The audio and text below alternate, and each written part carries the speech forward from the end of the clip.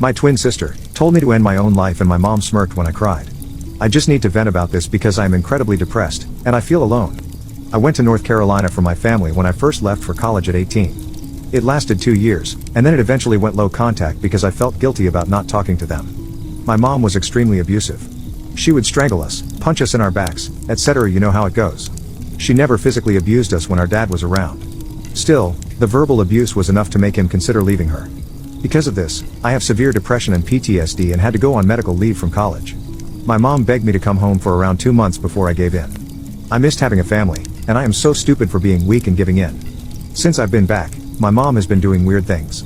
She wants me to get intoxicated with her, but I can't drink alcohol because I'm on Celexa. She'll give me the silent treatment for a few days when I refuse to drink. I'm always getting the silent treatment, and it hurts. Today my mom asked me if I wanted to live here and not return to school. That made no sense. Why would I not want to complete my education? Also, I wouldn't say I like the constant silent treatments, so I don't like being here. I told her that I'd rather go back to school. She started yelling about how I could go to the community college here. She started crying about how I didn't love her, and my dad told her to stop being dramatic. My sister came in and asked what happened. When my mom told her, she said nothing and just went on her laptop. My twin sister is beyond crazy. She stalked a man for 6 months because the guy told him she didn't know what she was talking about and should shut up. She found this guy's identity from a few Reddit comments and started physically mailing him things with death threats. She signed his Reddit username to everything. I wouldn't have come here if I knew she had done this. My sister then sent me a PM on Reddit that said, "You dumb beach. I hate you so much. You're a piece of trash, and I'm glad you were roped. No one loves you, and no one ever will, and how effing dare you make my mom upset. She has been kind to you. All she wanted was for you to stay here. You're never going to be anything, and I know you've been suicidal, so why stop feeling that way and just go end yourself? No one will care. Your boyfriend broke up with you last year, and I think that goes to show that no one cares about you. I hope you get roped again, but I should stop talking before you call the cops on me like you used to do to mom when we were kids. There's so much I'd love to say to you, but I don't want you to go squealing, and I don't want to be a bully." As soon as I saw that, I started crying and told my dad. He said my sister was out of line, but he couldn't discipline her, and if that's how she feels, she is entitled to feel that way. My mom came in and saw me crying and started laughing uncontrollably. I asked my sister why she would do something like this when I was only nice. I sent her like $400 a month when I was in school because my parents were poor.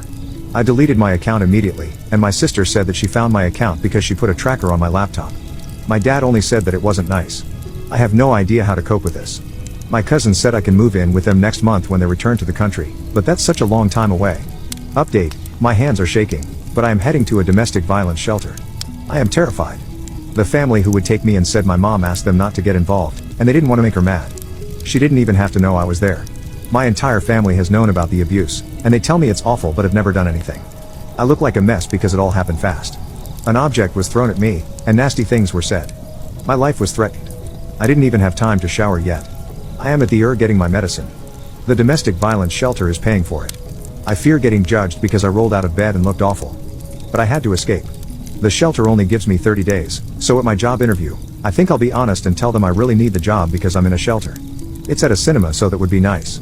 My friend and her parents lived in my college town and said I could stay there. I have to buy my ticket. Thanks for the encouragement, and I hope things will be okay for me. Edit, my dad keeps sending me texts telling me to call him immediately. I am not going to do that. Final update, my twin sister told me to end my own life and my mom smirked when I cried. Wow, it's been nearly 3 years since I posted on this forum, desperate for help. For some reason, these posts just popped into my head after all this time, and rereading them, I want to hug my former self because I had forgotten how bad things were.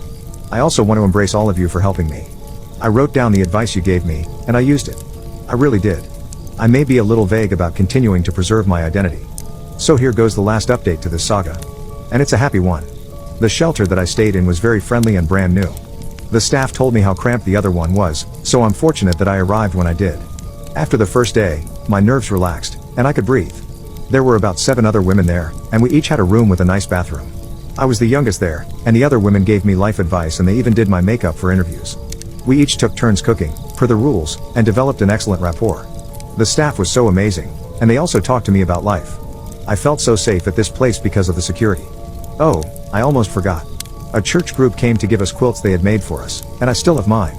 Sometimes I snuggle with it and think of how far I've come. I love that quilt, and I wash it very carefully. We also had group and individual therapy which really helped. I know every domestic violence shelter experience isn't like this, but please don't hesitate to leave when things get bad. Family abuse counts as domestic violence. I found a job that paid more than the movie theater offered, and I told them that I didn't plan on returning to school in the future. Yes, it was a lie, but there was no way I could afford rent by working at a movie theater. I decided to look for my own place instead of just staying with the friend that offered because I needed stability. If things got bad, I didn't have a support network and would have to start over. I had no reason to think things would go wrong, but after leaving such a bad situation, I guess nothing felt secure. I rented a room, and my roommate was never home because he was a truck driver. I felt uncomfortable staying with an older man I didn't know, but I had few options. He was very friendly, and because our schedules never aligned, we left each other goodbye notes since we couldn't do it in person. I still have his message. I did go back to school the following semester when my medical leave was over, but not at my original school. I felt like I needed a fresh start, and my family knew about the old school anyway, so I applied to different schools. I got into a great school. I told my story of everything I had survived in the essay. When my sister said I wouldn't be anything, she was wrong. And I think she knew she was wrong in her assessment of me. I graduated this year and have stability that I've never known before. Although I'm a few years older than I wanted to be when I graduated, I realized that sort of thing doesn't matter, and the medical leave was beneficial. I just got engaged to a lovely man with a beautiful family. They always tell me they're my family, and I'm so close with my future mill. I had food poisoning for the first time a few days ago, and my fiancé left the house at 2 a.m. to get Pedialyte to ensure I was hydrated. And when I felt like I was never going to the bathroom, he told me he would make lentil soup for me. I didn't have to ask or even say anything. When I was a kid and vomiting blood, my mom told me to go back to sleep. It feels nice to be treated this way, and sometimes I catch myself saying, "You don't have to," when he tries to do something nice to me. He has 6 siblings, and they're like siblings I never had.